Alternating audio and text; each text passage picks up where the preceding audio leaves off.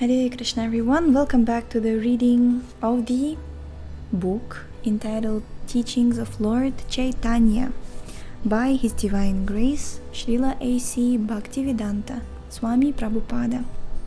And we are Shravanam Diaries podcast. I'm your host Sulalita Devidasi. So let's continue.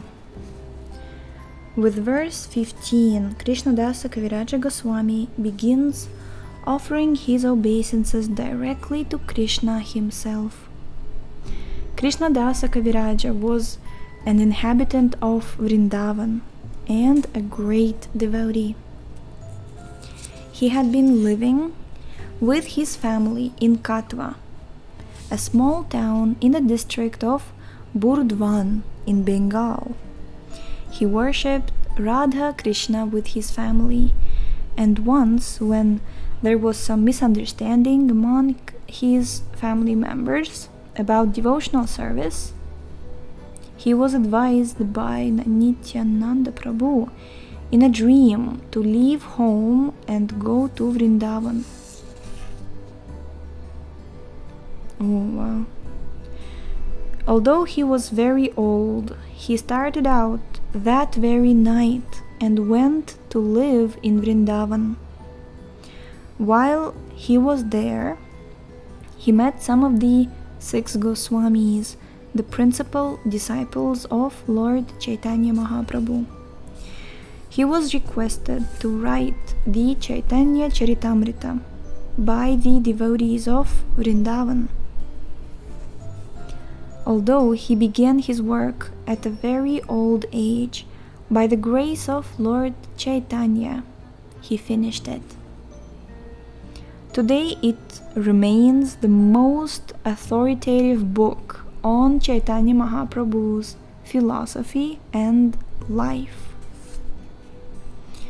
When Krishnadasa Kaviraja Goswami was living in Vrindavan, there were not very many temples. At that time, the 3 principal temples were those of Madan Mohan, Govindaji and Gopinath. As a resident of Vrindavan, Krishnadasa Kaviraja offers his respects to the deities in these temples and requests God's favor. Quote, "My progress in spiritual life is very slow, so I'm asking your help." Unquote. In the 15th verse of the Chaitanya Charitamrita, Krishnadasa offers his obeisances to the Madan Mohana Vigraha, the deity who can help us progress in Krishna consciousness.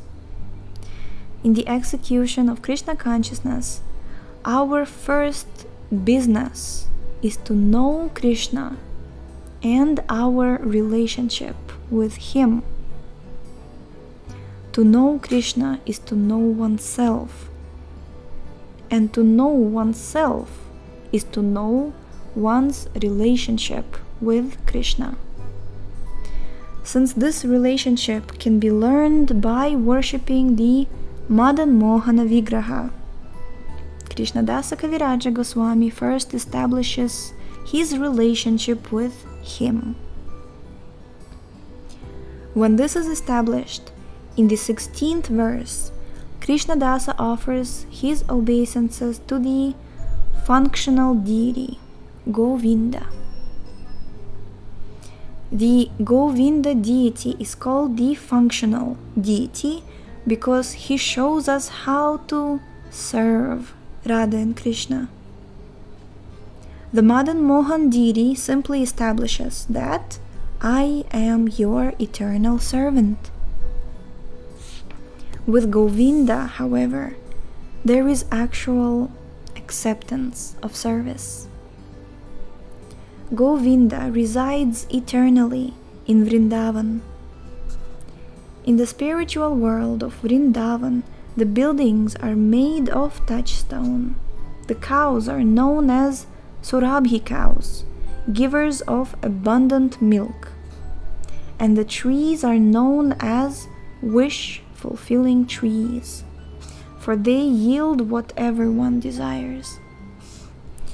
In Vrindavan, Kṛṣṇa herds the Surabhi cows, and he is worshipped by hundreds and thousands of gopis, cowherd girls, who are all goddesses of fortune.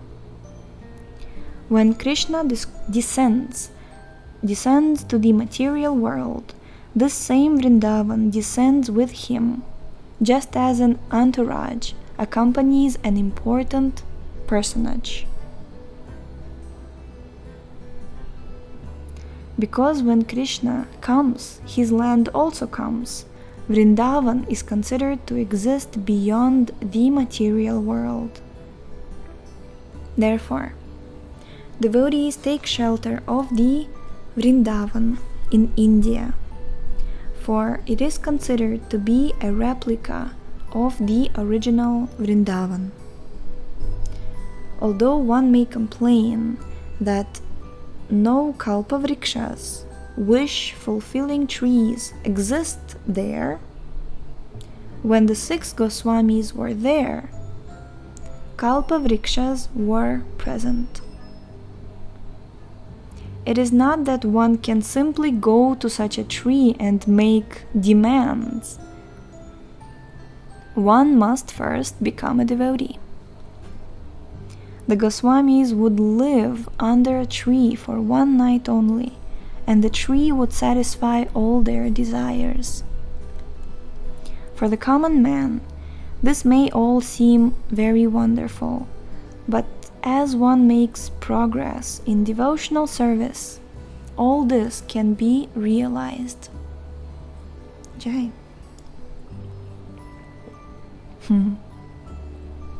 I think this is such a material conception that we have, right? That if there is wish-fulfilling tree, just go there, make demands. Yeah, one must first become a devotee, and then Kalpavriksha will reciprocate. Vrindavan is next. Vrindavan is actually experienced as it is by persons who have stopped trying to derive pleasure from material enjoyment.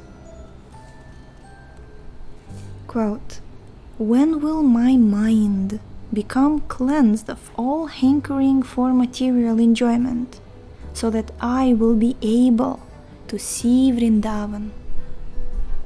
One great devotee asks. The more Krishna conscious we become and the more we advance, the more everything is revealed as spiritual. Thus, Krishnadasa Kaviraja Goswami considered the Vrindavan in India to be as good as the Vrindavan in the spiritual sky. And in the 16th verse of the Chaitanya Charitamrita, he describes Radharani and Kṛṣṇa as seated beneath a wish-fulfilling tree in Vrindavan, on a throne decorated with valuable jewels. There, Krishna's dear gopi friends serve Radha and Kṛṣṇa by singing, dancing, offering betel nuts and refreshments, and decorating their lordships with flowers. Even today, in India, people decorate swinging thrones and recreate this scene during the month of July-August. Generally, at that time, people go to Vrindavan to offer their respects to the deities there. Yes, just recently in Mayapur also there was Julan Yatra, and devotees decorate gorgeously the deities and the swing. In Vrindavan, definitely in Vrindavan, there was also a beautiful festival, Julan Yatra. Finally, Krishnadasa Kaviraja Goswami offers his blessings to his readers, that's us, in the name of the Gopinath deity, who is Kṛṣṇa as master and proprietor of the gopis. When Kṛṣṇa played upon his flute, all the gopis, or cowherd girls were attracted by the sound and left their household duties, and when they came to him, he danced with them. These activities are all described in the 10th canto of Srimad Bhagavatam. These gopis, were childhood friends of Kṛṣṇa, and many were married, for in India the girls are generally married by the age of 12. The boys, however, are not married before 18, so Kṛṣṇa, who was 15 or 16 at the time, was not married. Nonetheless, he called these girls from their homes and invited them to dance with him. That dance is called the Rasa Lila dance, and it is the most elevated of all the Vrindavan pastimes. Kṛṣṇa is therefore called Gopinath, because he is the beloved master of the gopis. Krishna Dasa Kaviraja Goswami petitions the blessings of Lord Gopinath. May that Gopinath, the master of the gopis, Kṛṣṇa, bless you. May you become blessed by Gopinath. The author of the Chaitanya Charitamrita prays that just as Kṛṣṇa attracted the gopis by the sweet sound of his flute, he will also attract the reader's mind by that transcendental vibration. Haribol! Jai.